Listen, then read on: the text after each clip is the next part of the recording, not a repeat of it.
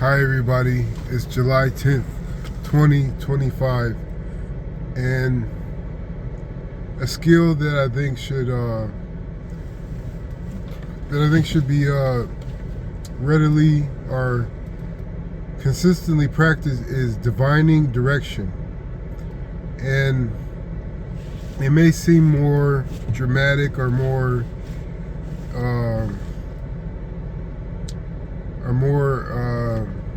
esoteric than it really is, but divining direction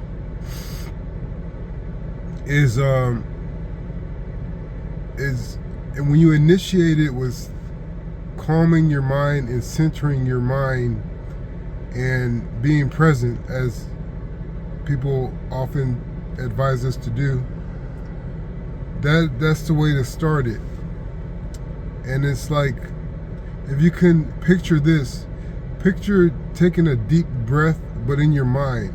You don't necessarily have to take a deep breath physically, but if you can kind of understand the concept of taking a deep breath in your mind, that's what it feels like to initiate divining direction. And so every time I do that, I see myself in my mind with, I know you're supposed to breathe in through your nose and out through your mouth, but when I take a breath in my mind to center myself, I always envision myself with my mouth open, almost wider than halfway, and it's just like taking it in spirit that way, taking a spiritual breath inside your mind that is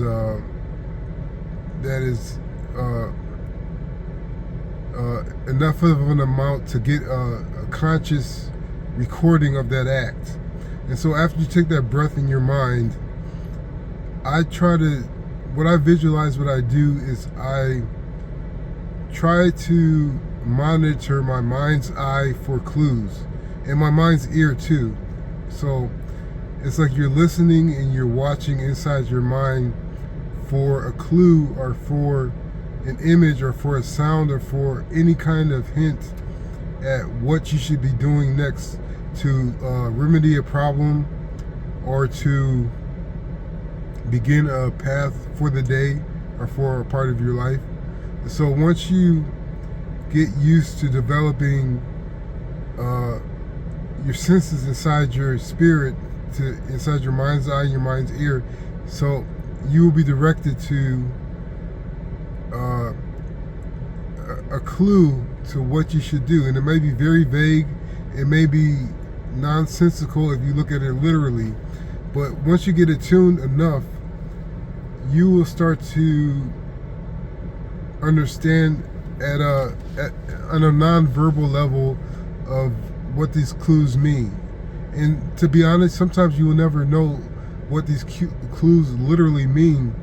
They're just there to guide you into a direction of the spirit, the spiritual realm that surrounds us all, to where you should be going in your real external and internal life. So it is this, and this is why I believe so deeply and so concretely in the spirit world and in spirituality, is because I get led to do things with no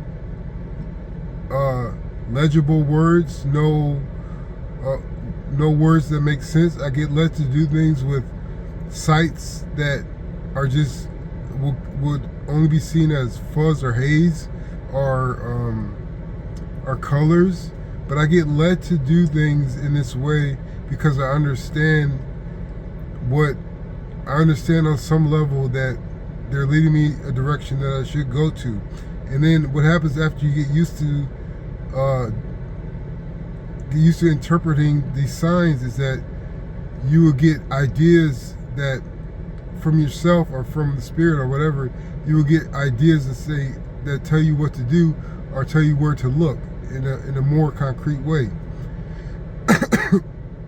So, and then once you hear that concrete, obvious direction that comes from your mind, then things will start to roll and they'll start to work out, and you figure out what you're supposed to be doing. You figure out how to handle this person, how to relate to this person, how to converse with this person to get to where you need to go to heal them and to heal yourself, or to do what you need to do.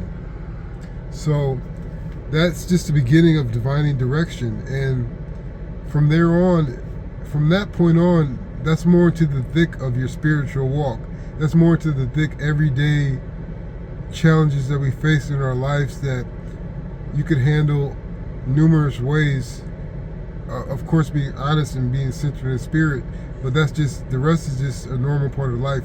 But divining direction is very interesting, but it is very vague, and on a literal human term, it's very vague.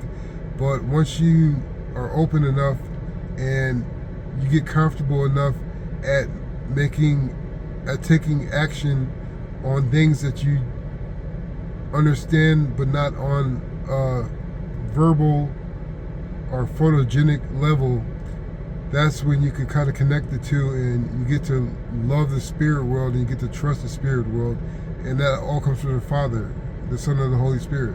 So I hope this helps. Thanks.